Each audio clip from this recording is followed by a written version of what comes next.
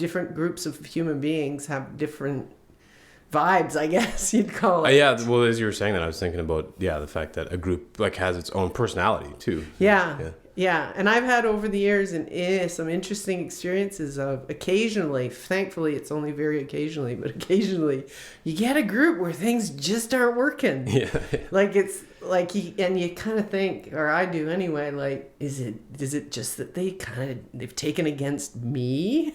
And maybe there's a little bit of that, or the subject, or is it just something about the mix of people in the room that, and you don't know. Yeah. But you can get the opposite too. It's wonderful when you get this kind of energy going.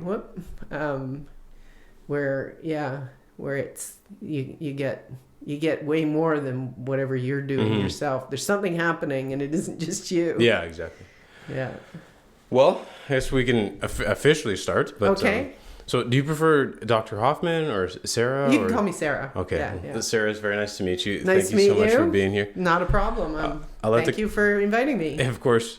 I'll let the coffee steep for a couple moments, and then I'll pour some for you. Sure. But I was prepping yesterday for the podcast. Yeah. And I couldn't find a ton as far as your internet profile. So yeah, I don't have social media. Yeah. Really.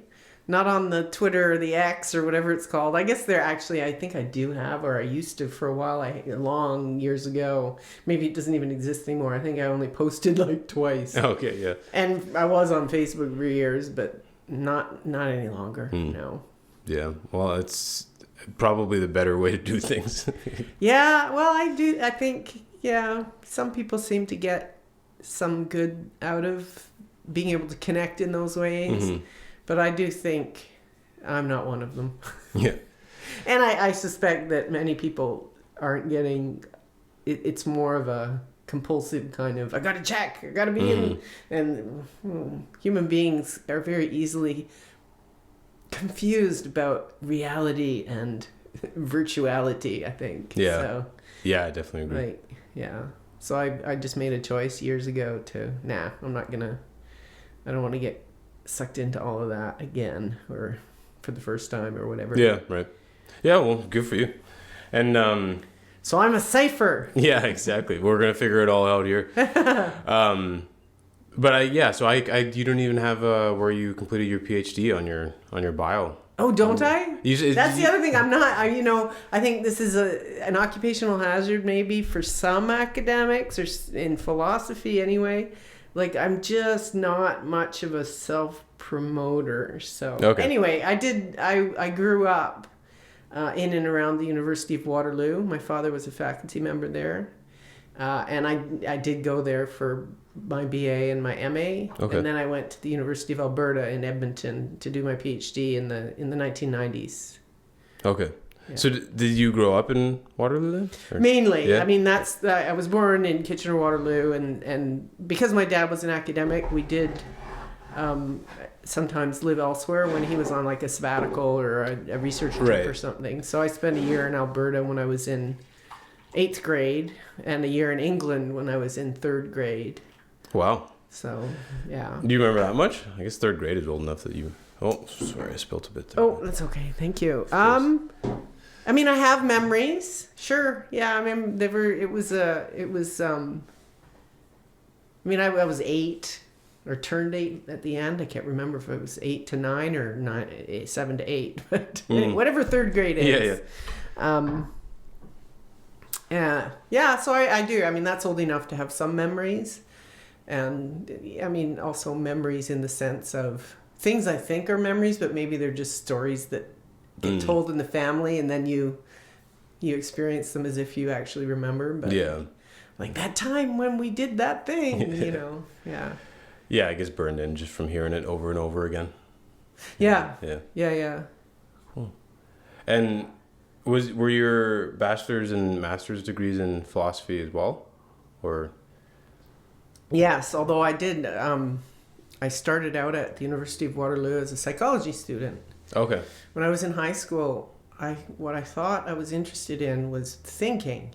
And understanding what thinking is, and what is this thinking thing, and the natural consequence of that at that age anyway. I didn't really know what philosophy was. I mean, I knew the word, but we didn't study it at high school or anything. I guess we didn't really study psychology either, but I thought psychology, those are the people that study thinking. So that's what I want to study. But after a couple of years as a psych major, and I'd taken some philosophy, like elective courses and stuff, and really enjoyed them. Right. And got better marks in them. That helps. Yeah. And I thought, I think so. In third year, I switched my major to philosophy, and then that's all I've been doing ever since. Wow. Yeah. And then, so you finished up in Edmonton. My PhD. Yeah. And then you just ended up in Saskatoon for work opportunities? Or I did the PhD in Edmonton, and I took a long time. That's not atypical in humanities disciplines to take a long time to do a PhD, but I took 7 years, so I was finished in 1999. But I only lived in Edmonton for like 3 or 4 of those years. I'm a bit vague. I moved back to Ontario, so I was living in Toronto, and I spent a year when I was still working on the dissertation teaching at a college in Rochester, New York, and then did a bit of teaching in Toronto at what's now Ryerson University. I guess it was called Ryerson Polytechnic then. Okay. And I came to Saskatoon because that last year. When I finished, I applied for, 40 or 50 jobs, like philosophy professor jobs across North America, and I think I got 4 interviews maybe, and I was all set to go to law school, backup plan. Okay, yeah. And the job here came up. It was advertised late. I perhaps got it because fewer people applied. I don't know. Anyway, so I finished my PhD in like April, and July 1st I was a probationary assistant professor of philosophy here. Wow. So it sounds like you had teaching experience before that already too. When I was a PhD student at Alberta, they you did work as a TA a little bit, and I'd done that also as a master's student. And then I can't remember which year, but after I'd done my courses and my comps, I think in like my 3rd year or something, they hired me, which they often do in departments that have PhD programs, to teach a philosophy course in the summer. And then I taught another one during the regular year.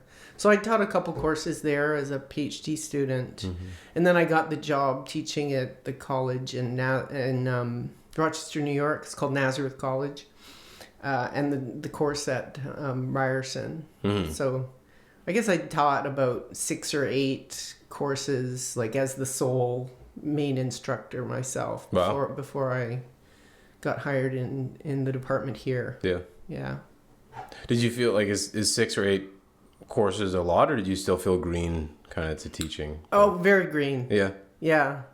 I mean, particularly because mostly, maybe entirely, all of those individual courses, although I was the primary instructor, they were situations where for various reasons people had sort of provided me with not absolute orders about what to do, but they're given me suggestions and said, this is the text you should use, these are the things you should cover, that kind of thing.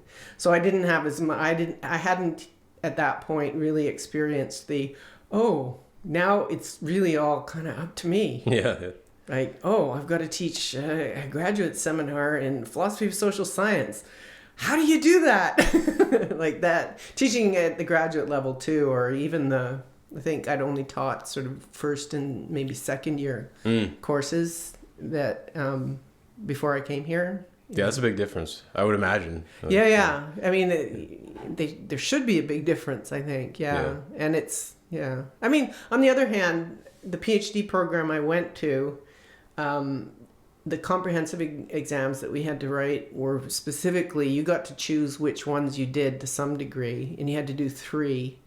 And they were pretty intensive, but aimed not at doing a deep dive into a specific research topic, but rather they were structured to get you to be able to plausibly say you were trained to teach in that area up to the upper undergrad level. I see. Right. Yeah. So I did comps in logic, philosophy of science, and logic. Mm-hmm. So I did have a fairly broad, deep enough kind of education in those areas that there was a wide range of courses that I felt pretty generally competent to do. That's good. But it's still something that's kind of like, Yeah. Yeah, I imagine. Especially back then. I think it's better in a lot of places now, but like I really never got any training on how to teach. Yeah. I've heard that quite a bit. Actually, it seems to be... Yeah, it just seems to be pretty common that teachers end up teaching and they've only had a couple courses, if any, on like how to actually run a class. Yeah. No, and I literally never had a single one. Yeah.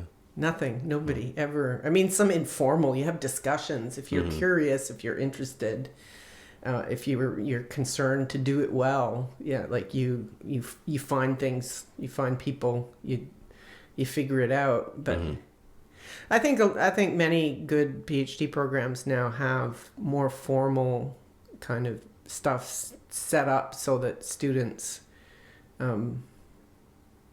take courses or workshops on the various aspects of teaching. And I think that's a good thing. Yeah.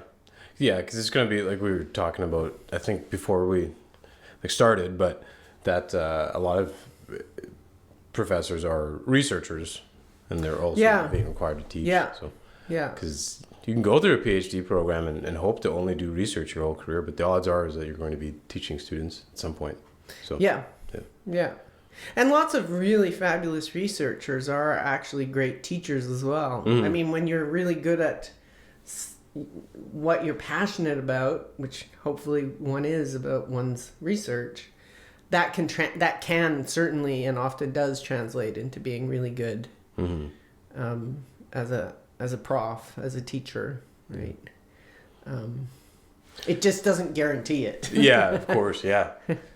So you started with, you did a couple of years of psych, decided you're changing philosophy, you've gone all the way through, and now you're teaching philosophy. What's the difference between, like, now, okay, I'm teaching a course and it's my course, and your initial switch? Was it kind of what you expected, or by the time you were teaching, were you like, this is not at all what I thought I would be doing when I got into philosophy?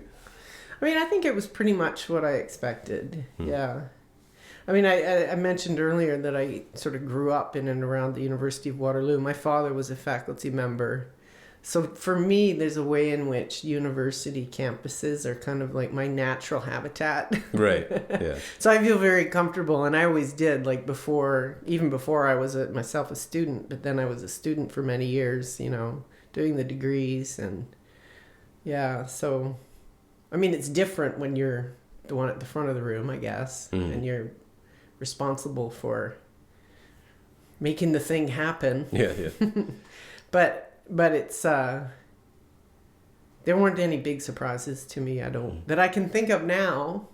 I think maybe more, again, not really surprises, but the aspect of the job that is, I often think, I didn't do a PhD for this. Is the administrative work that comes along. And I mean, I guess maybe to some degree, the administration of the teaching itself is a bit like that.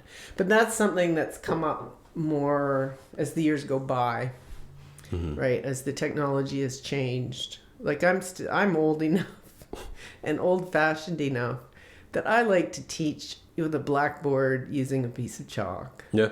And a lot of words and motioning my arms around, demonstrating things, right? So having to deal with all the technology. I mean, I'm not a Luddite. I'm actually decently competent, or until recently I have been anyway, with the tech. But it's becoming a bit like, like when this isn't teaching per se, but our undergraduate philosophy student society has recently gotten more active again after a sort of COVID-induced lull. And so they're doing all this stuff on Instagram, and I don't even know, maybe TikTok, I don't know. But I'm just sort of like, what? I'm glad I don't have to do that. Yeah, no doubt. Well, there's so many different platforms to keep up with, and they've all got their own different ways of interacting, and they've all got their own like subcultures even. Mm-hmm. Yeah. I keep telling the Dean of Arts and Science that we should have a TikTok team. Yeah. In the college, I mean, like at the admin level, to try to, I don't know, entice students or whatever it is we're supposed to be doing, advertising ourselves. Yeah. But it's not a bad idea at all, because it's a super popular platform and everybody uses it. So.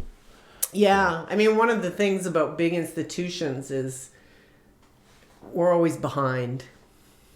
Right? By the time we got our crap together to do that, it wouldn't be TikTok that was like actually effective anymore. Yeah. Right.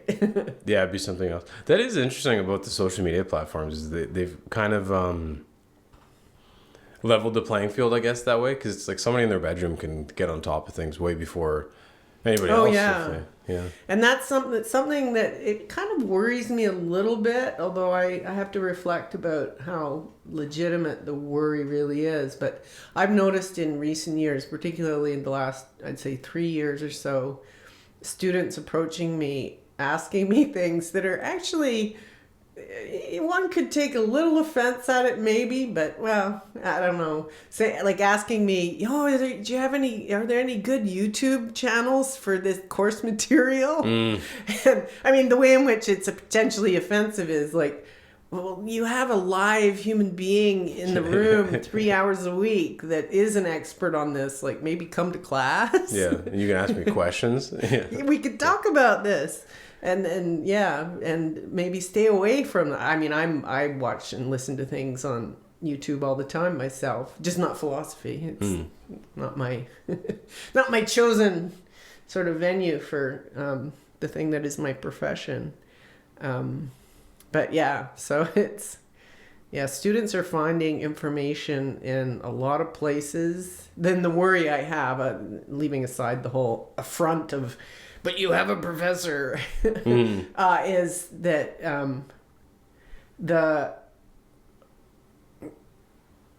the multiplication of these different platforms, and the fact you point to of how anyone in their bedroom can have a channel or whatever these things are called, as the case may be, means that we need ways of distinguishing between the stuff we should or would get something out of paying attention to, and the ones that are just trying to sell your eyeballs to their advertisers. Yeah.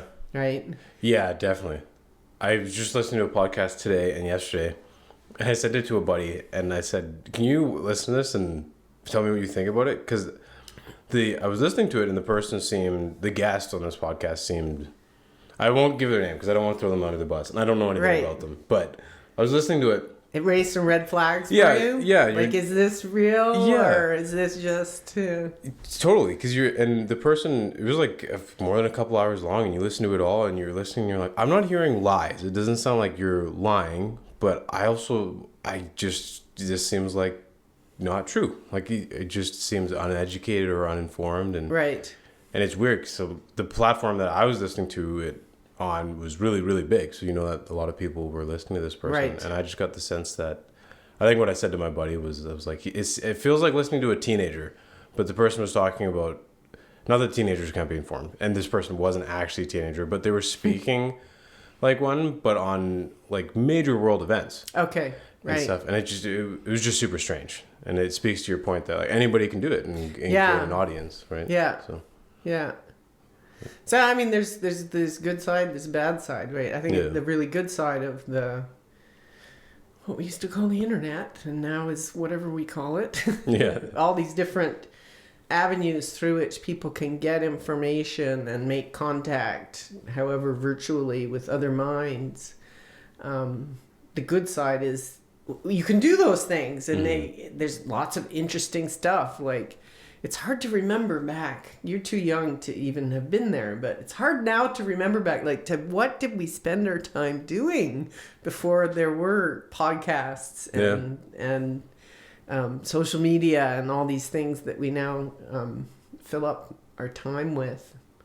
But the downside is there's just so much. It's like a wasteland of nonsense. Yeah. With a few like good things sprinkled through, and you got to figure out a way of deciding, and it's there aren't, we don't sort of have accepted ways anymore, because it is so sort of democratized by the technology being so available to so many people. Yeah, it's super fascinating. I know some platforms like I think X, I don't use X much at all really, but I believe they have a system called community notes now. Oh, okay. Where if somebody posts something, the community can actually show references that agree or disagree with the source. And then you can, so if people want to, I guess, they can go and review the accuracy of a statement.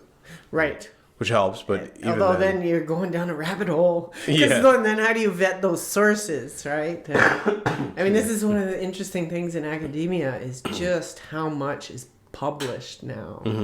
And so much of it is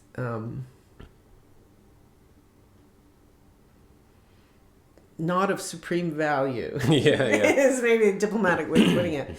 And I mean, there are publishing venues, and you've got to be, and students aren't in a position to make judgments like this. But there are what academics call predatory publishers, right? Where you can get anything published as long as you give them some money. Oh, okay. Yeah. Right? And it has the appearance of a real journal with a real editorial board, and it's really been reviewed and all of that. Wow. And so if a source in a venue like that gets in these community notes, right? If you don't recognize that is, so there's, I mean, it's not that there aren't ways of measuring that kind of stuff, and people can point it out. But it's incredibly time-consuming and complex, and right. I mean, there's a reason why, as human beings, we have these systems for kind of vetting expertise. I think doesn't mean they're perfect, but yeah, they allow people to operate on a day-to-day a little bit more. Yeah, I mean, I think we should trust, as a general rule, we should trust experts. You would hope so. It doesn't go without saying anymore, I don't think. Everybody's like, I do my own research. Well, okay, good on you if you really are, but like your research should involve figuring out or identifying who experts are on something that you're interested in and listening to what they have to say. Doesn't mean you have to absolutely believe every single thing they say, but you should pay more attention to people who actually do have authentic expertise on a subject matter. Now we're doing philosophy. Well, I totally agree, and I think as you were saying that, what kind of came to mind was the fact that and I don't know if this started, I can't think of when this may have started, but it seems like nowadays anyway, people don't defer to experts just that are credentialed by a credentialing body.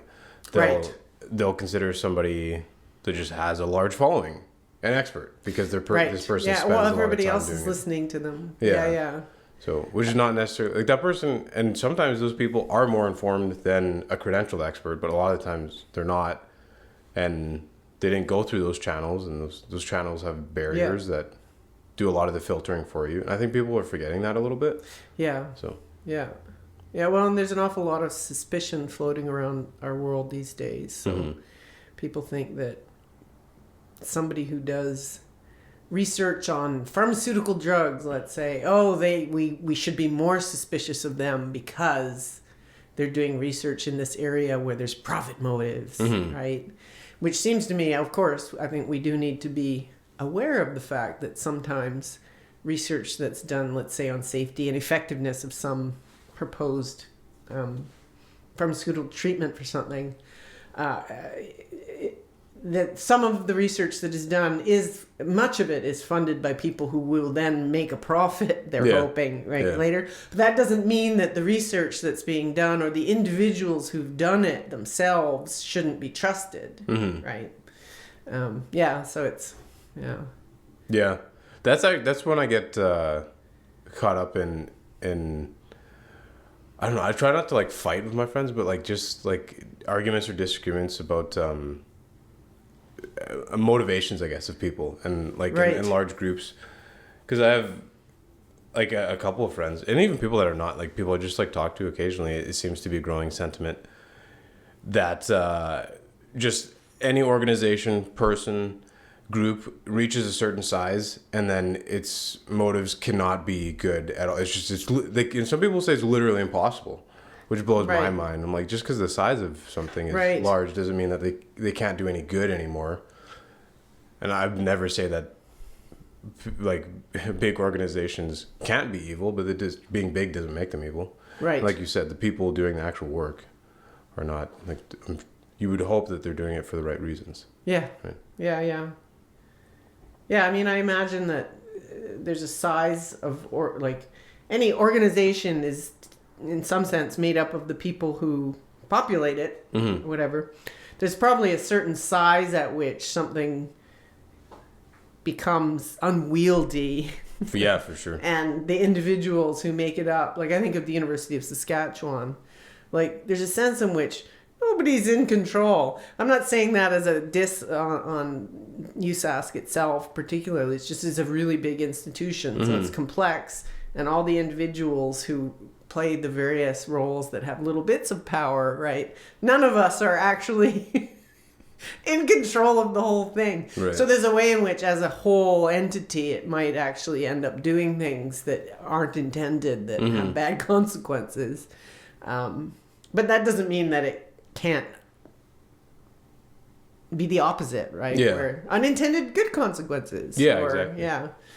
Well, I think that's where too, like you gotta, sometimes you gotta move away from like individual people's intentions and look at like what the actual culture of an institution or organization or corporation is, right? Yeah, that's important for sure. Because it differs like body to body and industry to industry. Like obviously a weapons manufacturer is going to have a different culture than a university is going to have, right? One imagines. Yeah. So you can't apply the same logic to both of them all of the time. So I think people forget that too. That everybody wants to talk about anecdotes all the time, and then when their anecdote doesn't work, they want to go back to blanket statements for everything. Right. And so I'm guilty of that just as much as the next person, but us human beings are not comfortable with uncertainty. Yeah, we definitely want to know what's going on. Yeah. And that's becoming harder and harder nowadays too. Yeah. The world does seem to be going more and more bonkers. Do you find that it shows up in the classroom at all with students on topics that you're actually focusing on during courses, or? I'm trying to think. Recently, not really so much. I mean, maybe in sort of the few moments before class and then at the end or after class when people are talking a bit more casually, stuff might come up. Like I don't teach like political philosophy or social philosophy really. So like within the content of what I'm teaching in recent years, there hasn't been a lot. Although that's maybe not true either, but because I've been teaching courses on drugs, so it's kind of, it's not political philosophy, but it's like talking about psychiatry and pharmaceuticals and recreational drug use and various things, so and harm reduction. So current events kind of do come up in that context as well. But in terms of like the actual atmosphere in the classroom and the way people are interacting with one another, I haven't noticed any real sort of big change, like where students are, or hopefully me, are acting out this kind of way in which we're all more alienated and we feel disconnected and like nothing means anything anymore. That doesn't seem to have manifested that way, if that was what you were asking. Yeah. That's good. I find too, it seems like I don't know, this is probably obvious, but the more time you spend on social media, the more you obviously see all of this crazy stuff, and then you go sit down in a group. Well, the algorithms just amplify like the stuff that draws our attention, right? And things that draw our attention most strongly and most quickly are the negative things, right? So the bad incidents, like, oh, someone was beheaded. Yeah. Yeah, you see all that stuff, and then it comes up, and it's easy to assume that everybody else is actually thinking that way, like thinking the way that your algorithm looks like. And you sit down with a group of people, everybody's normal, doing normal things. Yeah. So it can sow seeds of sort of distrust amongst people, between people. But also it goes back to something I think I said a few minutes or however long ago it was about us humans very easily confusing like reality with virtual, right? So you're seeing all this stuff that your feed is showing you and you think that's reality.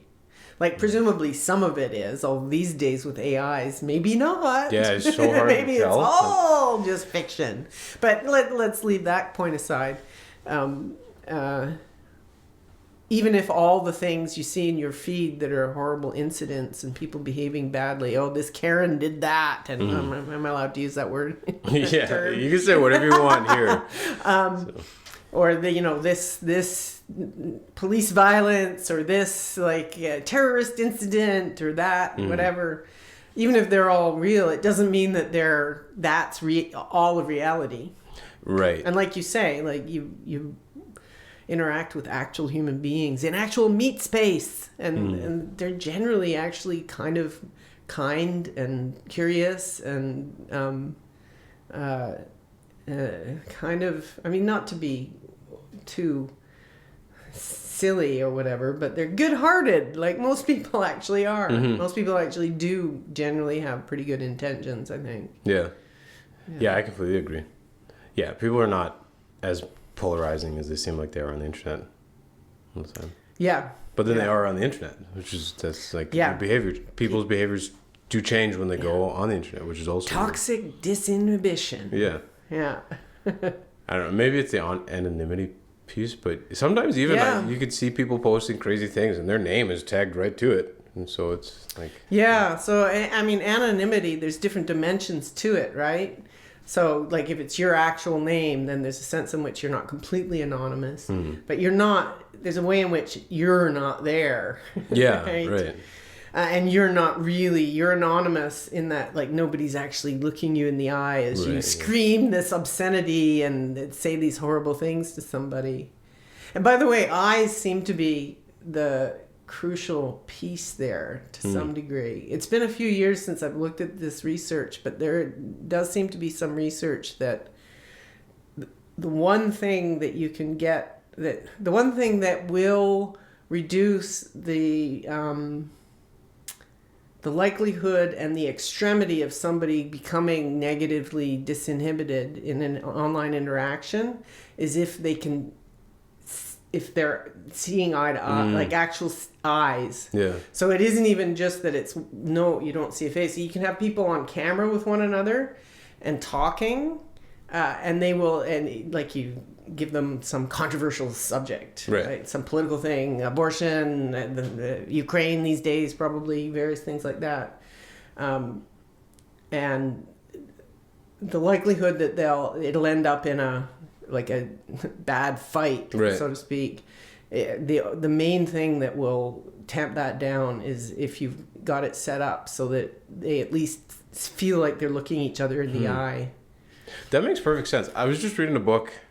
I want to say I'm not condoning violence at all. And the book wasn't either. But it was just making a point. And it was actually a quote of Mike Tyson, and it said, it was a quote of him saying, "You all have gotten too used to insulting people and then not getting punched in the face."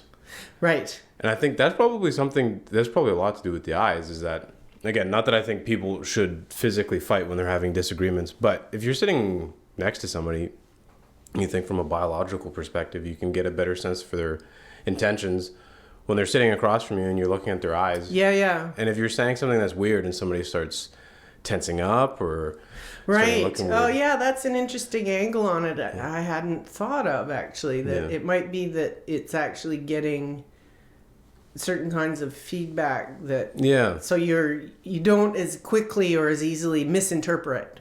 Yeah, exactly. And then it doesn't escalate. Yeah. Yeah. Or if you are escalating and somebody's like pursing their lips, for example, you might back off because you're like, because you're getting a reaction. Whereas Yeah. if you're just typing words, what counts as a reaction is something that has to be, Yeah. I think that it seems like it would be a lot of it.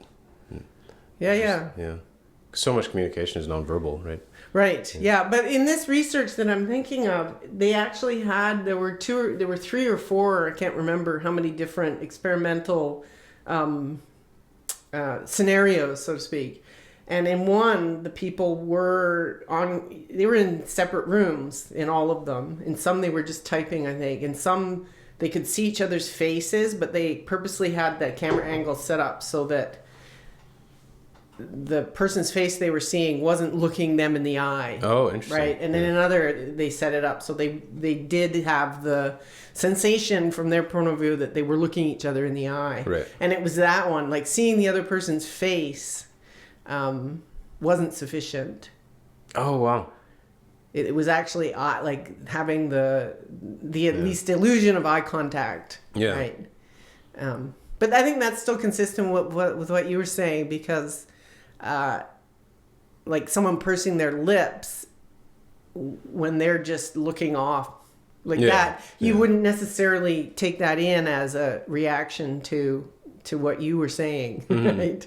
Whereas if there's eye contact, like, we're here, right? Yeah, we're in this together, right? Yeah, it is kind of this is happening. This signal of like directing your thoughts. When you're looking at somebody's eyes, it's like, I'm saying this to you. It's not, so. Yeah, I mean, maybe it's all just a desperate attempt to make contact, to connect with people. That's why I'm on the internet screaming, you guys are idiots! That's right. Whatever. Have you heard the term touch grass? No. That's, I don't know if it's used much anymore, but I saw it a couple times, and it was like kind of an insult, like a nudge when somebody would be talking to somebody on the internet, or somebody would be talking about something they saw on the internet, you'd say, touch grass. It was like get out of your house. Get off your phone. Don't be consuming all of this and nothing else. Step away from the keyboard. Yeah, go touch some grass. Take a break. Yeah, which is funny that we have to remind each other of that sometimes. I have to remind myself that sometimes, just like even at work. I'm like, over my lunch break, like, go walk around for a bit and don't just be under these LEDs for 8 hours. Right. So, yeah. What kind of work do you do? I'm an assistant for my dad, and he's a financial advisor. Okay. So just like scheduling and sending emails and computer stuff. Yeah, and looking at a screen a lot. Emails and Yeah. Administrivia. Yes, exactly. Administrivia. Well, I did want to ask about your topics of philosophy. Sure. There's a few on there, like under your research areas. Yeah, I'm kind of all over the place. Yeah. Or I have been over the years. I've evolved. Yeah. Well, is there one that is like your favorite, or one that you were working on right now? Or I know you said you're the department head, so I don't know if you're doing less. So I'm trying to in the last I guess 8 years or so. About 8 years ago, I made a big shift away from what I had been working on into this new kind of area of philosophy for me, which are a set of different philosophical questions related to human use of psychoactive drugs. Okay. So in the last sort of 7-8 years, that's what I've been focusing on. And in the last couple of years, that's focused down even more so onto psychedelic drugs. So I'm really interested in what psychedelic drugs are, what psychedelic experience is, and what it may or may not tell us about the nature of consciousness. For one, that's not my main focus at the minute. I'm also really interested in the sort of ethical dimensions of psychoactive drug use, and in particular the ethics around what I would call psychedelic harm reduction. So previously I've done work on harm reduction in general and the ethics of it, and I'm now getting really interested in whether the case of psychedelic drug use and harm reduction around that is perhaps a little different than harm reduction around other substance use. So whether it's different than like providing clean needles or a safe injection site or something, because the psychedelic drugs themselves are quite different in a number of ways than other substances, psychoactive substances that people get engaged with, right? They're not typically addictive, right? They certainly have some particularly psychological risks, and people are intensely vulnerable during, if they've taken a large dose, moderate to large dose of a psychedelic drug, during the period when they're intoxicated, they're certainly vulnerable and so at risk in certain ways. But those drugs don't have the kinds of risk of addiction and sort of physiological harm, typically, that something like heroin or cocaine or methamphetamine or alcohol. Alcohol is actually one of the worst drugs for us. It's one of the most risky and physiologically dangerous. Yeah, definitely. So I'm really interested in. That's the kind of work I'm doing these days. So I think you had Erica Dick on here as a guest on your podcast, and so Erica and I are involved in some research together to do with that stuff. Yeah. Those must be pretty fascinating conversations. Yes. Yeah. Oh, yeah, for sure. Yeah. It's really interesting. And there's a way in which it's sort of, I think, more people who are kind of outside the academy or outside of philosophy, even within various academic disciplines, are much quicker to go, oh, that's interesting, right? As opposed to like years ago when I did my PhD, my topic was one in philosophy of mathematics. Okay. So I was like, what are numbers? And to a lot of, like, some people are like, oh, that's interesting, but to many people that I think might stand out as a particularly vivid example of a really boring philosophical question, like, what are you even talking about? Like math, and is it real? And right. So I'm still interested in mathematics and logic and stuff, but my own research isn't in that area anymore. So I've gone through a number of changes through my career. I mean, I was doing that work on trying to understand things about what mathematics is and what people are doing when they're doing math and how it applies to the world or doesn't, and then I did a shift into doing some research on topics related to sex and sexuality, and gender and stuff like that and then the second sort of big shift, I guess, about 7 or 8 years ago, where I was like, nah, I want to be a philosopher of drugs. Yeah, let's see what's going on there. Yeah. That's interesting. That question always comes, like, I guess not always comes up, but I've only talked to philosophers a couple of times now, including yourself. But the did you take a philosophy course when you were a student? No, I didn't. Okay, no. Yeah. So, but go on. Yeah. Well, I was just gonna say the question of is it real comes up. Like when I was talking to Peter Allward, he was talking about fiction and whether is it real. Yeah. And I don't know. I still don't have my brain wrapped around any of this. But like, what do you actually mean when you're asking that question? Is it real? Like, that's a very philosophical question. Yeah, I guess so, right. And, I mean, interestingly, I'm also kind of, well, I shouldn't say also, because I'm not sure Peter would call himself a fictionalist. But I was, when I mentioned I started out as a PhD student, and then early on in my faculty research work, I was talking about math. And I was, and I guess maybe still am, a fictionalist. So I was like, what are numbers?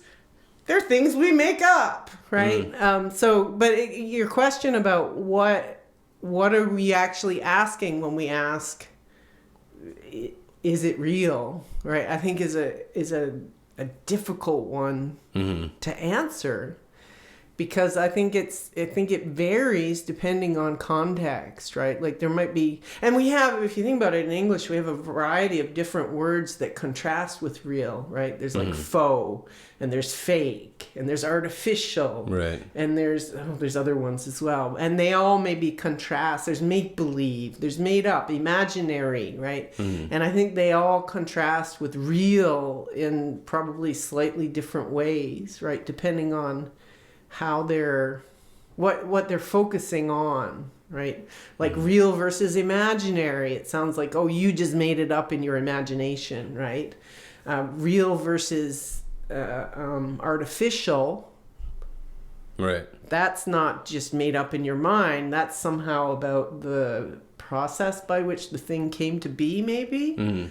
Or whether it's like it has certain properties of the real thing, like I'm thinking of like sugar and artificial sweetener or something, right? Like artificial sweeteners are perfectly real molecules. Yeah. They're real, right? But they're not real sweeteners, right? They're not real sugar. Yeah. So that's something about, so I think, I'm not sure that this is always my philosophical answer to basically everything. It depends. Yeah. Right? It depends on the context in which you're trying to determine for yourself whether this thing is real or not. Right. And I guess ultimately, though, if you're doing what philosophers would call metaphysics, where you're thinking about like what is really real. Yeah. I mean, that's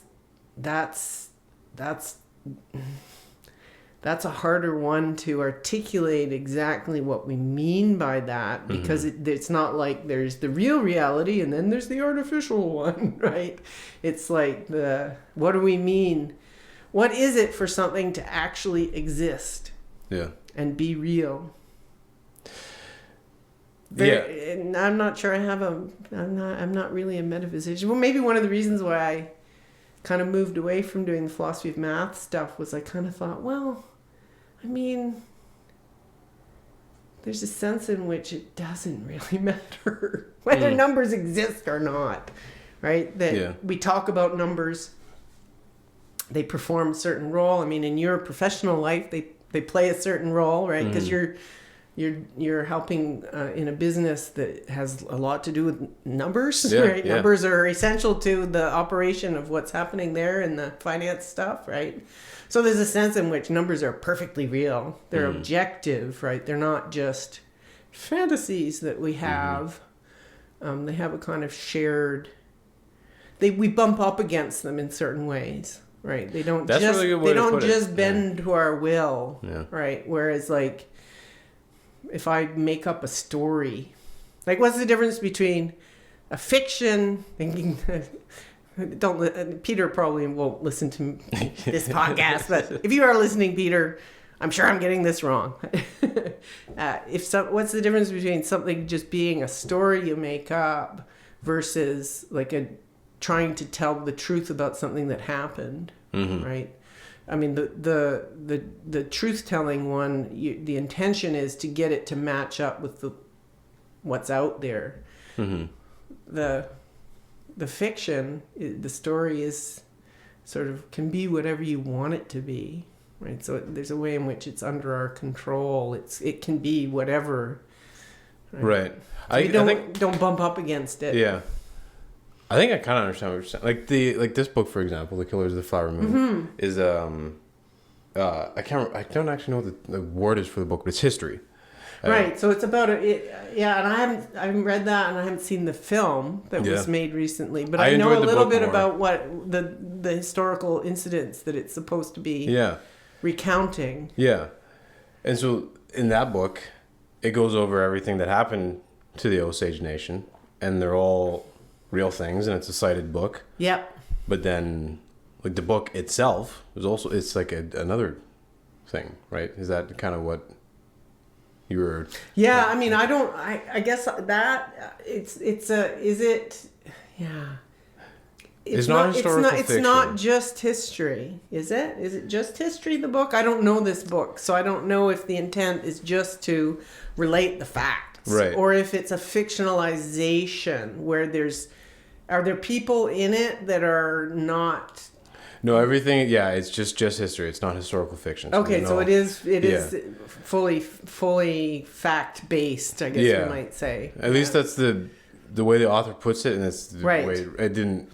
There is a narrative only in the sense that it followed the actual procedure of events that happened.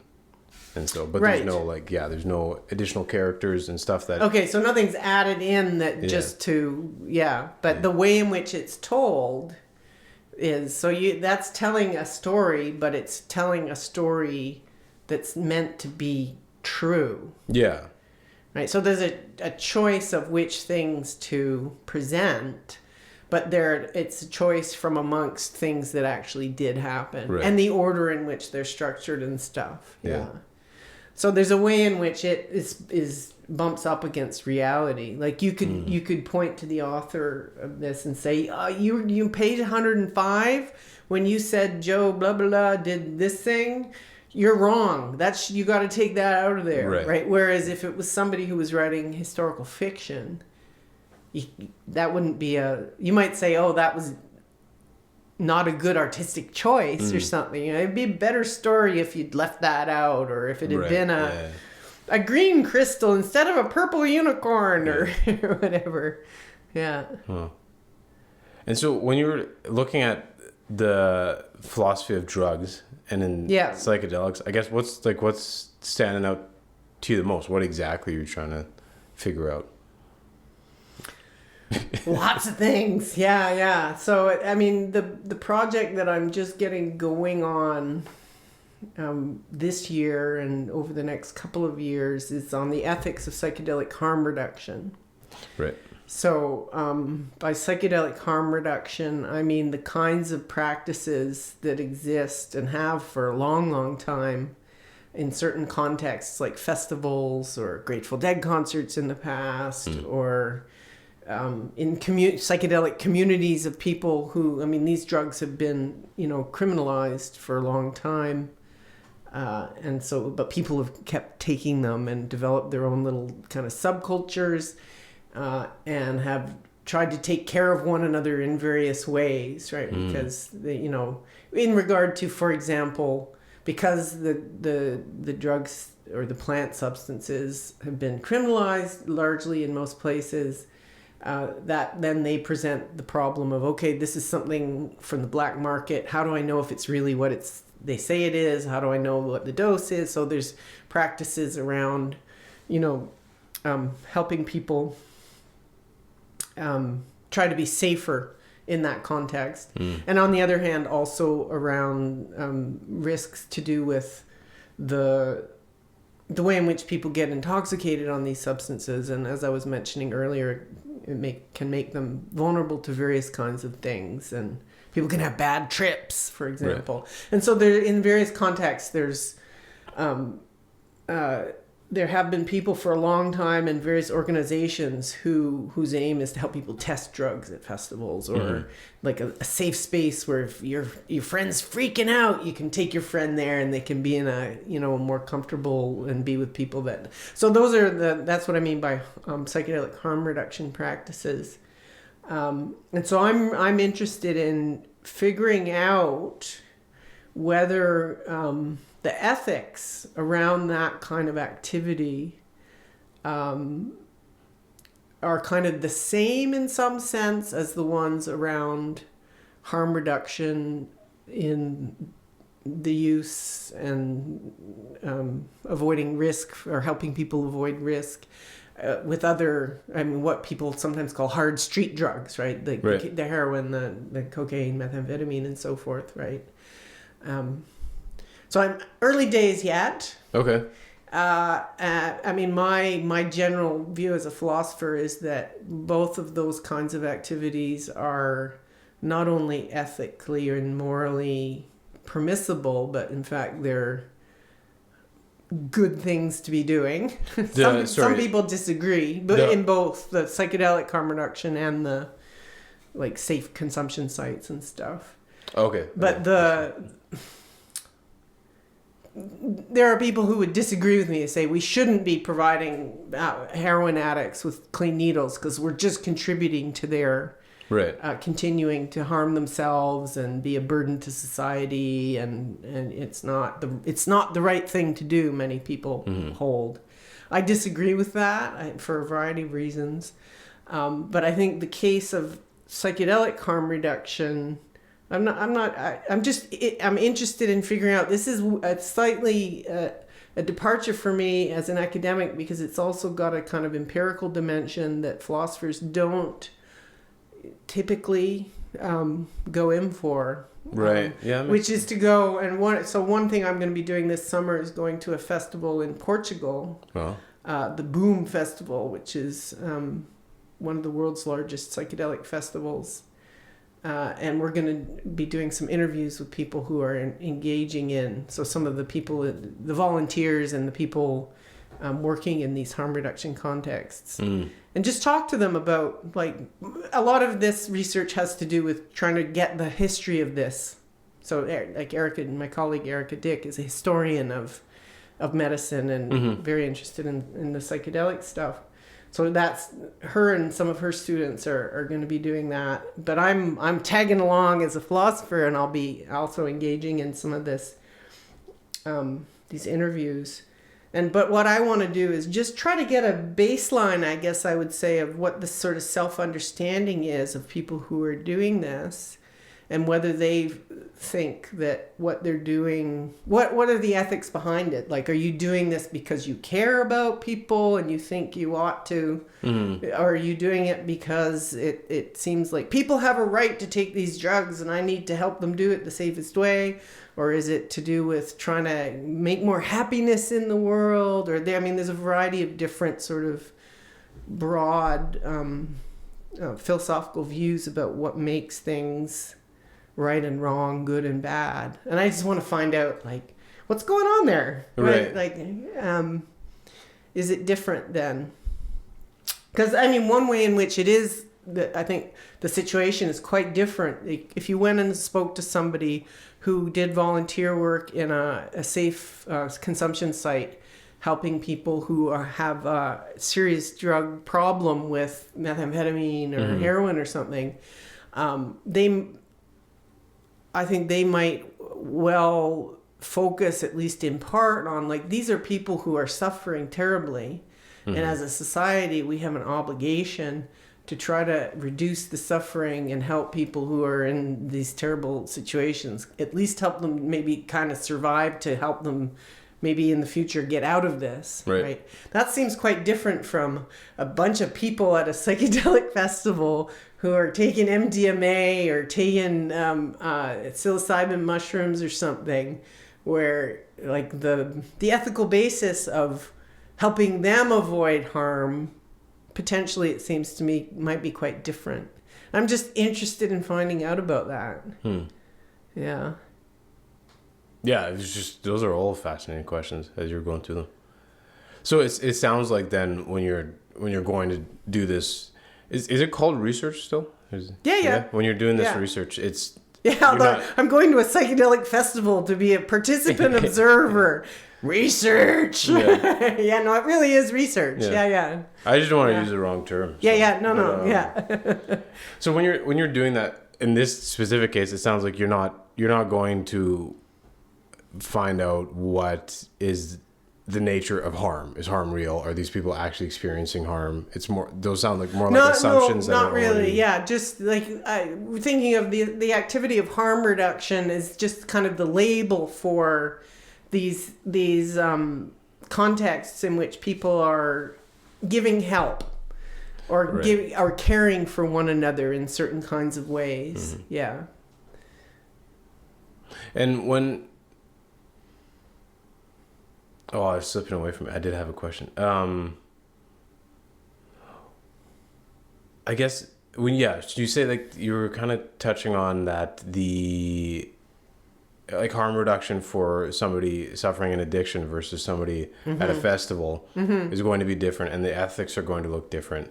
Yeah. Is it? I suspect they might, but that's right. The way in which the research is empirical is I want to try to gather some actual data by talking to the people who are doing this to see whether that is the case. And so do you go over it with, is it purely just raw data gathering, like asking people questions and seeing what they think, or are you trying to see if certain outcomes are being applied in at this point it's very early days. Right, yeah. But my intention is that in this coming summer, the first little bit of this sort of the empirical arm of this research is to do, I guess, what you might call semi-structured interviewing. So I mean, I'll have a set of questions that I'll probably end up asking, but it's not quantitative research, right? It's more qualitative, I guess. And so the aim will be to generate some interview transcripts and then look at those and do some kind of like thematic analysis on them or something to see. But it's very exploratory at this point. There's no, and I'm not a scientist, right? I'm a philosopher, right? It's not intended to generate some kind of sort of quantitative empirical claims like 30% of people who do this or and that's not that's not what I'm qualified to do, and that's not the intention. Right? It's more to just see, like, how do these people understand what they're doing? Mm-hmm. So when you're doing that thematic analysis, then is even that part a qualitative? What's qualitative and is it a qualitative endeavor, or do you ask somebody from a different department to come in and see if they can quantify themes I haven't, as I keep saying, this is very early days and it's the first time I've done research of this kind, right? So at this point I don't have any intentions to do that. Sounds like way more and I'm not trained and I but it might, who knows, and in 10 years if I keep going on this, maybe at some point that might come into play, but at this point it's much more just getting a little bit of empirical information, and writing about it philosophically. Right. So then when you're doing your writing, that's something I've always been interested in, because I know, like, I've tried to, for example, I bought Metaphysics by, I think Aristotle. I was encouraged not to, because I had not read any other Aristotle. And I was told that you're not going to understand it. It's probably not worth reading. And I wasn't offended when I heard that. The reason I went ahead with it anyway was I just wanted to see what it was like. Right. And it ended up being one of the first books I ever quit. Because I wasn't. You just couldn't contextualize it probably. Yeah, and where is this coming from, and how does it fit with anything? Yeah. And exactly. But I know when philosophy is written that there is a track through it that can be followed. I just haven't been able to do it, and I haven't looked into it much at all ever since then. So when you're doing this writing and you've got the topics, I imagine they're very sparse sometimes, or complicated. There's lots of aspects. Mm-hmm. How do you actually go about like charting a path through things when sometimes the question can be, is it real? Like, do you know what I mean? That's a really good question. And I wish I had a better or a more easily accessible answer, because it's something over the years I think I have struggled with as a thinker and writer myself, right? And it's one of the reasons I took 7 years to write a dissertation. Yeah, right. Is precisely what is the path through this? Like, what is it I'm trying, what are the questions I'm asking? And how do I think an acceptable answer could be generated for them? Mm-hmm. And I think there isn't, to my mind anyway, within philosophy, there isn't a kind of recipe for that. Mm. I mean, there are different ways that you can go about producing a piece of writing, piece of philosophical writing, which accomplishes the thing that it's intended to accomplish, right? Which presumably is to present one or more questions, to motivate them, and to many philosophers would spend some time clearing away the bad answers to this question. Right. Here are the ways we could go wrong, and to present it in a way that then suggests but maybe this would be a way of Mm-hmm. So I'm not sure if that actually is an answer to what you were. No, it does. Yeah, it does. Yeah, that's Well, that makes sense. I mean, for many philosophers, particularly in what we call the analytic tradition, which is the tradition that I was trained in and I work in, the main two criteria for doing it well are clarity and persuasiveness. Right? Be clear and be persuasive. Mm-hmm. So give an argument, do it clearly, and do it in a way that a person's mind can go, oh, right, yeah, I'm persuaded. Mm-hmm. Well, that's like, that reminds me of the phrase, which I don't really think I agree with, but that if you can't explain something simply, you don't understand it. Mm-hmm. I think it probably should be more along the lines of, if you can't explain something as simply as possible. Yeah. Then, because some things are not. Some things simple. are not simple. Yeah. Some things can't be just boiled down to a soundbite or even a really simple. Yeah. Exactly. And it also, as you were speaking, it reminded me of something that I heard that somebody was talking about trying to grade artists. Yeah. And he said the issue is that you have to do a grade, so you need a criteria. But then a good artist is somebody who's making something that does not yet exist. Right. So how do you make the criteria? So what criteria? are the comparators? Yeah. Yeah. It seems like it would be similar to that, like when you're philosophizing, you're trying to come up with these arguments. Yeah, I think the very best, and I would put Aristotle in this category. So the very best philosophers produce work that, like the very best, greatest artists, don't have comparators. Right. Like this is now a new thing. Mm-hmm. Right. Yeah, but I think that's beyond the hopes of most of us to produce, right? I'm also actually, as a human being and a philosopher, very suspicious of this mania we have for measuring things and comparing them, right? Like, I don't know, agree. I absolutely adore Bacon's paintings. And I absolutely am in love with Rothko's. And I would never say one is better than the other. They're just completely different things. Mm-hmm. And they're like, I don't see that there's any... if somebody wants me to rank them, I just... No. That doesn't even make sense to me to do that, right? Like, there might be a mood in which I prefer the soothing, calm warmth of a Rothko painting over the visceral... horror of a Bacon. but that's not a ranking. That's just at the moment this is it's an internal experience. Yeah. I completely agree with you. I've been coming around that way more and more as time goes on too, because it seems like we are trying to quantify so much, and there's something it just seems out of control. Yeah, and it's weird, and you can lose a lot of the actual, I don't know, I guess for lack of a better term, you can lose a lot of the life force of something when you're looking at it. And its actual value. Yeah. Right? When you've got to give stars. 5 stars for my plumber. Like, go away. They did a good enough job. I'm happy to pay them. The sink is fine. Yeah, exactly. I do not need to give a rating. Yeah. And I've noticed that sometimes with, like, for example, I've been seeing YouTube videos on... just on engineering or movies, and it'll say why this Quentin Tarantino scene is a masterpiece, but the theme of the video and the intention is to show why it's that way technically, right? Like how it was achieved. Yeah. And then I always find it interesting because it's like, for me, my conclusion is it's one of the greatest scenes ever because it's amazing, and it's like it, and I'm okay with that conclusion, right?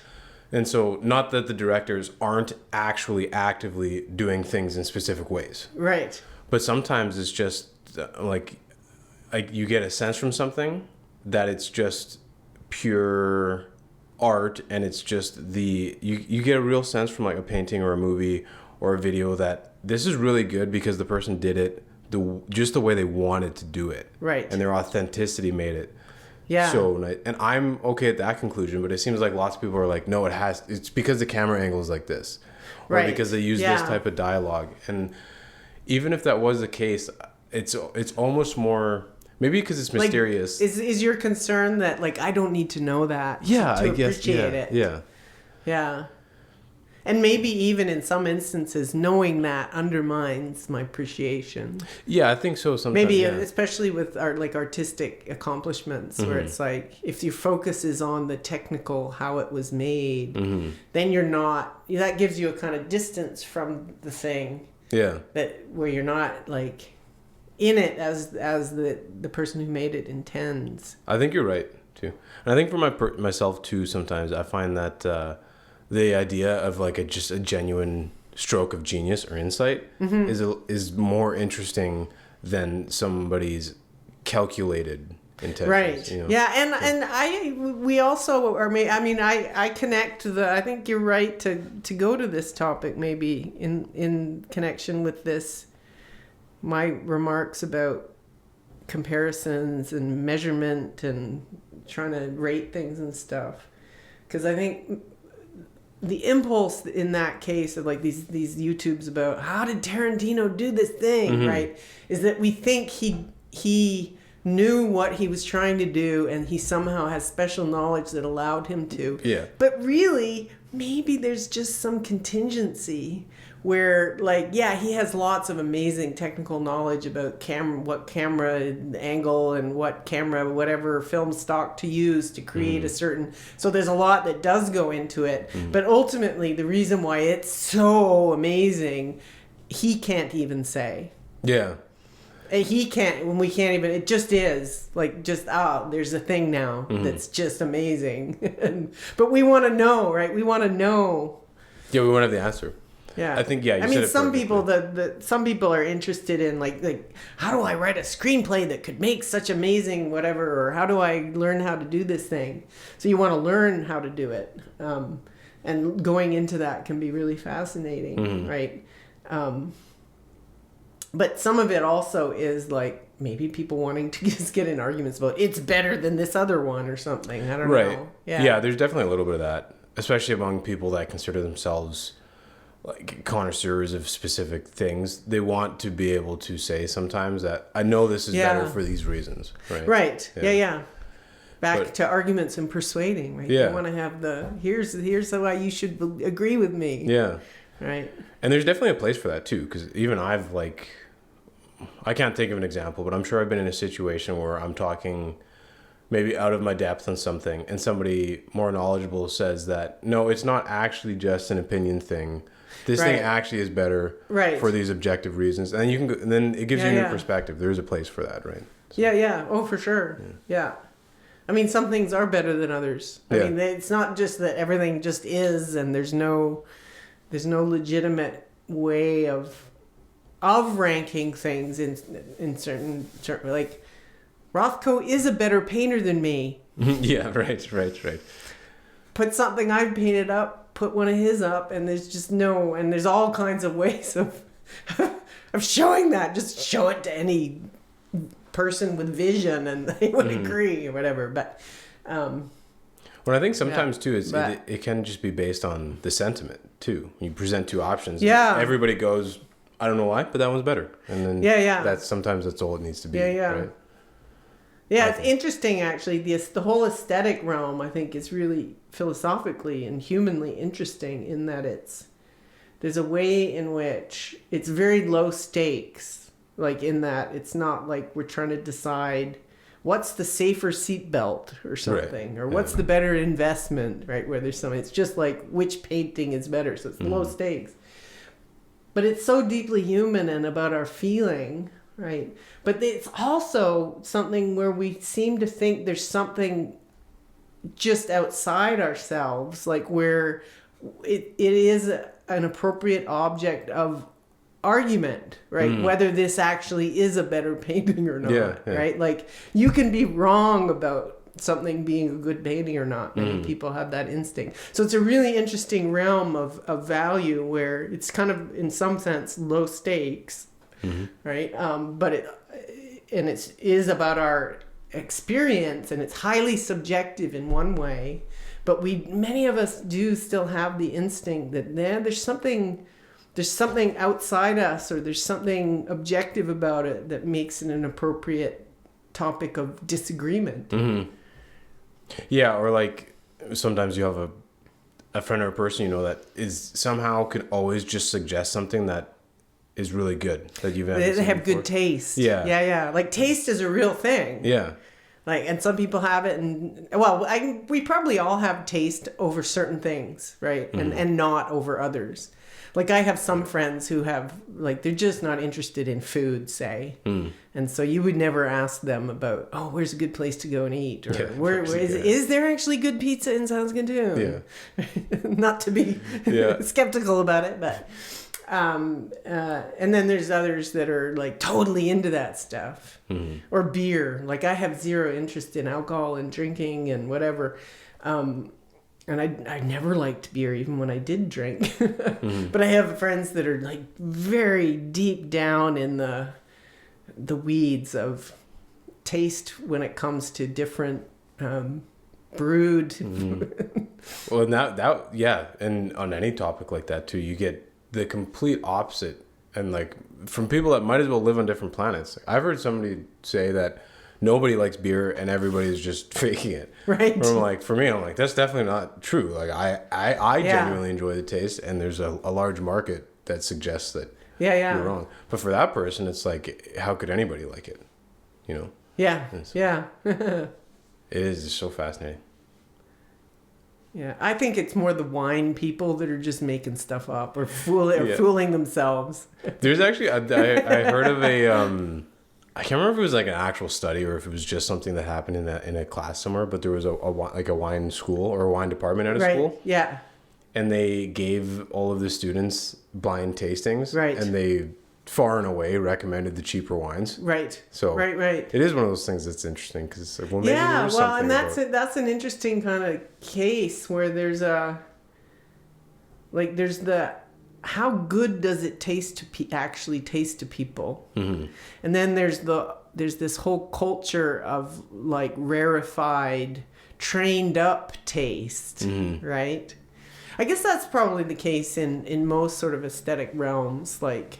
Certainly, like in film, back to your example of like Tarantino or whatever, there's all kinds of different film, and there's people that are like, I'll watch anything. I love films. I love like animated, all like kids films, like schlock, like superhero stuff. But I also love like Lars von Trier and all kinds of sort of more experimental kind of filmmakers, right? But there's some people who are just like, that pretentious stuff, like that's and that so back to the wine, right? That my suspicion that people who are you must try the 22 Latour blah, blah, blah, blah, blah, or whatever are just fooling themselves, but maybe not, right? Maybe they're like people who are real connoisseurs of experimental filmmaking or something. Right. They're actually perceiving real differences that are in that. It's just that you have to get trained up because we're just set up to respond to the some of the basic flavors, I guess you'd say it. So, and the cheap ones are good enough to get that. Yeah. Well, it's kind of like when we were talking about earlier, when you're doing philosophy, is like, what are the right questions to ask, and what is the right path to chart, and some work you're doing. You could say the same thing about wine tasting, for example. Is like these connoisseurs are looking for. I don't know anything about it, but I'm gonna make it up. Is that they're looking for more complexities, or trying to find things that are more hidden, whereas the general consumer is looking for something they like. And so there's the argument to be had is whether a good wine is the most marketable one or the most complicated one. Right. So because they're both fair. They're probably just different categories, right? Yeah. Like different.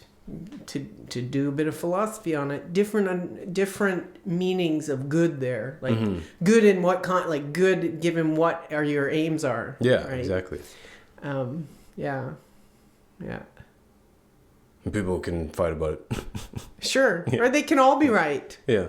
Except when they think they're disagreeing, right? Yeah. They're just talking about different things, right? Mm-hmm. But people can be mistaken about what they're actually getting out of the activity, let's call it, right? Mm-hmm. Like it might be that it's all just made up. Like that people are spending a huge amount of energy, investing a huge amount of energy into this activity of... I feel like we're picking on the wine connoisseurs now. We should change the example because it can be... I think it can be applied to almost any realm, right? People are spending all their time learning all these details about all the different kinds of train engines or something. Mm-hmm. And then they go out and they're observing and they're like, oh my gosh, there's that one that, and they, or bird watching or going to different museums to see all the different Rothko paintings, which is something I would do, right?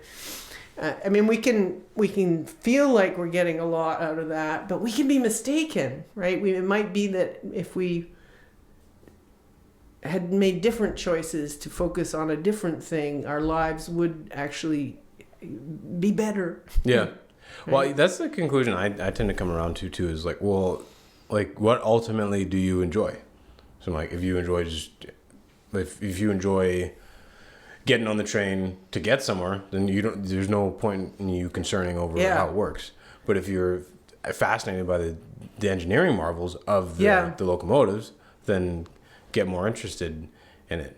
And like for going to the gym, for example, there's a lot of fitness content online about what are the most like technically appropriate exercises to work. Optimizing. Yeah, and people are, at least in the circles that I see online, some people are getting a little bit annoyed by it. Right. And which is fair enough, because for me, sometimes I'll see these things and I'll watch a video on an exercise and they'll say, do it this way. And then the conclusion I honestly come to sometimes is I'm not going to because I don't like doing it that way. Right. Like, I know if I do it this other way, that's not as good. I'm going to enjoy it more, and that's going to keep me in the gym. Right. So that's actually I was thinking about almost exactly that kind of thing this morning when I was on the treadmill. And I was like, oh, I'm so tired. I didn't get enough sleep. And I'm thinking, oh, but at least I'm doing it, even though I'm going somewhere. I'm not even in zone 2.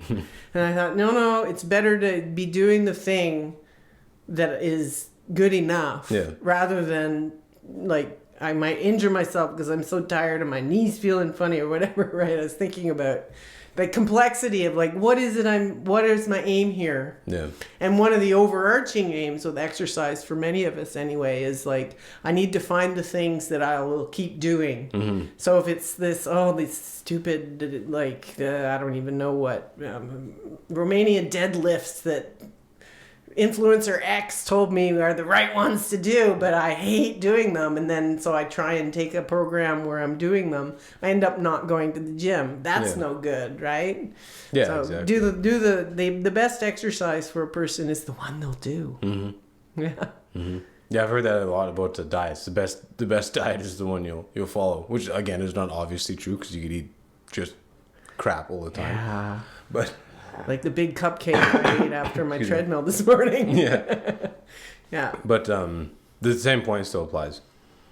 And I've also heard it's like 80% and completed is better than 100% and unstarted. Yeah. So don't let the perfect be the enemy of the good enough. Yeah. Yeah. So that's at a different level. That's also an answer to your writing question, right? Right. The way to write is to put words down. Mm-hmm. Yeah, well, a good writing teachers will tell you that, not just in philosophy but in anything, is that you at some point you just have to start typing or writing. Yeah, just put some words down, then you can go back and do some editing. Mm-hmm. But there's still then the question you asked that at a certain stage of like, okay, now I've regurgitated all these words, and how do I shape them better into something that really works? Yeah. And I think there's different answers to that, but the first thing you got to do is get some words down. Mm-hmm. Yeah. Is there a style or different styles within philosophy, like that are specific to philosophy in terms of writing, or is it just kind of whatever you? Yeah, I think. I mean, academic writing and academic philosophical writing. I think there are a number of traditions, you might call them, that can be quite different. So I mentioned earlier that I'm somebody trained in what we call analytic philosophy. And generally speaking, analytic philosophy, there isn't just one style, but it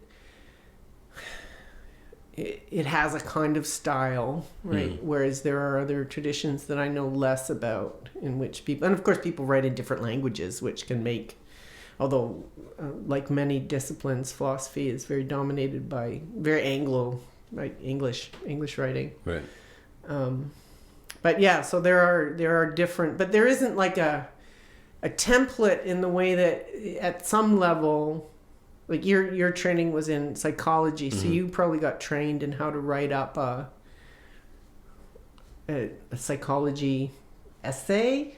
Yeah. Or, so mostly where you've got like a lit review and then a data section and then an analysis, and like there aren't like philosophical writing, there isn't one kind of standard template at that level, right? Where you would always, it's more like it's just like a discursive essay or an argumentative essay. So there needs to be an argument in it. So you need to start with an introduction. Tell your people what you're going to tell them. Then tell them what you're telling them. Yeah. Then tell them what you told them, right? But that's not a style, really. That's just a sort of organizational... just a good way to go about it. Yeah. Yeah. Yeah. Well, is there anything that we didn't cover that you'd like to go over? Or I don't know. We got a little bit more time. I was curious about the philosophy of sexuality. You mentioned you did a little bit of work. So for a lot of years, I taught a course in philosophy of sexuality. And I did some research on topics to do with sex and feminism and gender and stuff. Yeah. It's been a while since I did that work. Well, I won't press you too hard about it, but is it just looking at the differences, or what is sexuality, or? Well, philosophical. So some of the kinds of questions that I was interested in were things like what is sexual desire? Right. So, I mean, there's at least two parts to that. There's the what do we mean by desire in general? Like, what is a desire? But then there's, okay, let's say we've got a handle on what we mean by a desire, a certain kind of state of mind that's oriented towards the world in a certain way. But what makes some of the desires that many of us have, we would say are not sexual. Like, I want to have a cup of coffee. That's not a sexual desire. It's a desire for coffee. But then there's other ones. What makes the ones that we call sexual desires? And that's a really kind of interesting philosophical question, I think. I'm not sure I can tell you what I think the answer is anymore, because it's been a long time since I've thought about it. But yeah, that kind of... And then also, I guess one way in which the work that I'm interested in these days with human psychoactive drug use is kind of continuous with the stuff I was interested in relation to sexuality, was that I find it kind of deeply fascinating what you might call deviant human behavior. Right. So when people are outside the norm, right? And particularly when they're outside the norm in ways that are considered with suspicion, or that are like thought to be bad. Like, not just, he's outside the norm, he's such a great musical composer or whatever. It's like, no, somebody who's like interested in doing things that most of us are like, what? Yeah. So I was interested in the stuff to do with sexuality, in this distinction that we have, or this concept that we have of sexual perversion, right? Where, it's a pretty common concept, I guess, but it's sort of philosophically interesting to try to come to terms with what is it that makes desires that people have that we call perverse, what makes them perverse? How is it that they differ from sort of what we call normal sort of sexual desire? And there's different models for understanding that, right? About, I mean, this might be a little familiar to you depending on what you studied as a psychology student, but there are different sorts of frameworks for understanding what normal human development, just generally, but also in relation to like libido and sexual desire and so forth. Right. And there's ways of understanding that in the context of sort of biology and evolutionary theory and so on. Like, it's just not biologically feasible to have people that want to copulate with oak trees, right? Just to use a relatively benign example of what we might call sexually perverse. All he wants to do is oak trees. Right. So there might be biological kind of accounts of that, right? But I think for me, it uncovers, thinking about that points my mind at least towards thinking about what normal sexual desire is. Because you need to have an account of what sexual desire is, what it aims at, to understand the sort of normal case. If you're going to understand which deviations from it are ones that we would call perverse, right? Yeah, you have to draw the line somewhere. Yeah. Well, and I mean, everybody's sexual desires at some level, I think, are different from everybody else's, right? If only because they're very particular, right? So the fact that somebody desires that individual person, right? But the fact that nobody else, well, this is a bit far-fetched, but let's say the person that you are having a sexual desire to do certain things with, let's say nobody's ever had a sexual desire towards them before, then there is a way in which what you're desiring in that moment is completely statistically abnormal because nobody's ever done it before, right? But we wouldn't call it's not a deviation that we would identify as a perversion of it. It can still be the perfectly normal sexual desire, right? So what is it? What are the deviations, and why are the ones that we think of as perverse, right? So that was stuff I was interested in many years ago. It's fascinating. Yeah. Well, I think that is a good place to end it. A good note to end on. Copulating with oak trees. Oh my gosh, I hope my mother doesn't see this. Hi, Mom. Well, I know that you don't have much of a social media presence, but is there anywhere that you would like to direct people if they want to find your work, for example, or anything? But if you don't have any, I really don't. I'm not good at self-promotion. No, but that's totally fine. Look in the future. I suppose. Look in the future. Psychedelic harm reduction. Hoffman. Just Google me. Okay. Yeah, and you might find something. Awesome. Yeah. Well, thank you so much for being here. Thank you. Thanks for the invitation. It's been interesting talking to you. I'm glad.